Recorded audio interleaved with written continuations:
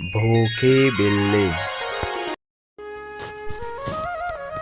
एक बार ना जाने कहाँ से विजयनगर साम्राज्य में ढेर सारे चूहे आ गए। वे हर ओर दौड़ते भागते रहते, किसानों की फसल को नुकसान पहुंचाते, घर का सामान चख जाते और बीमारी फैलाते रहते। राजा कृष्णदेव राय ने राजगुरु तथाचार्य से सलाह करके यह फैसला किया कि हर परिवार को एक बिल्ली दे दी जाए ताकि चूहों की समस्या का अंत हो सके और बिल्ली को खिलाने पिलाने के लिए बिल्ली के साथ हर परिवार को मासिक शुल्क देने की व्यवस्था की जाए। सभी दरबारियों ने इस फैसले का अनुमोदन किया, परंतु तेनालीराम इससे कतई सहमत नहीं था। इस बेवकूफ़ी भरे फैसले से शाही खजाने के खाली होने का पूरा अंदेशा था, पर वह अकेला क्या कर सकता था। सर्वसम्मति से प्रस्ताव पारित हो गया और हर परिवार में एक एक बिल्ली बांट दी गई। तेनालीराम भी अपने साथ एक बिल्ली और मासिक शुल्क लेकर घर चला गया। कुछ दिन बीत गए, परंतु चूहों की संख्या घटने की बजाय बढ़ गई। शाही खजाना खाली करने के अलावा इस फैसले का कहीं कोई असर नहीं हुआ। बिल्लियां चूहे क्यों नहीं खा रही है? राजा कृष्णदेव राय ने यह पता लगाने का आदेश दिया। अगले दिन सभी लोग अपनी अपनी बिल्ली लेकर दरबार में हाजिर हुए। सभी बिल्लियां मोटी ताजी थीं। सबसे अंत में तेनालीराम की बिल्ली को लाया गया। वह अत्यंत पतली सी थी।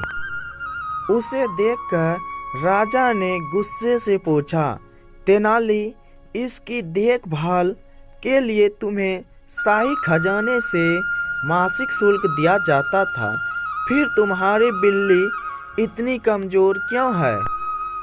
तेनालीराम बोला, महाराज, ना जाने यह बिल्ली दूध क्यों नहीं पीती है। पहले दिन से ही इसका यही हाल है। यह सुनकर महाराज और सभी दरबारी अत्यंत आश्चर्यचकित हो गए। तेनाली के शब्दों पर विश्वास न करते हुए महाराज ने एक कटोरे में दूध मंगवाया और बिल्ली के सामने रखा। दूध देखते ही बिल्ली दूर भाग गई। राजा कृष्णदेव राय ने पुनः तेनालीराम को बुलाया और उसे सारी बात सच सच बताने का आदेश दिया। पूरा दरबार जानना चाहता था कि तेनालीराम की बिल्ली एक बूंद दूध भी क्यों नहीं पीती।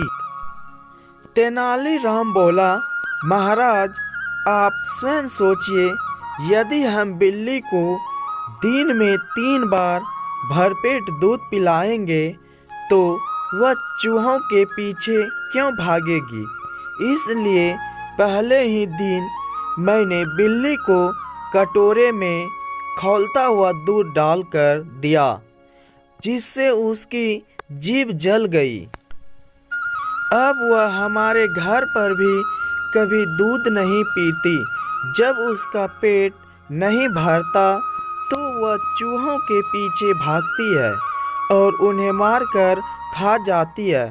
शाही खजानों से मिला शुल्क का पैसा मेरे घर के खर्चों में काम आया।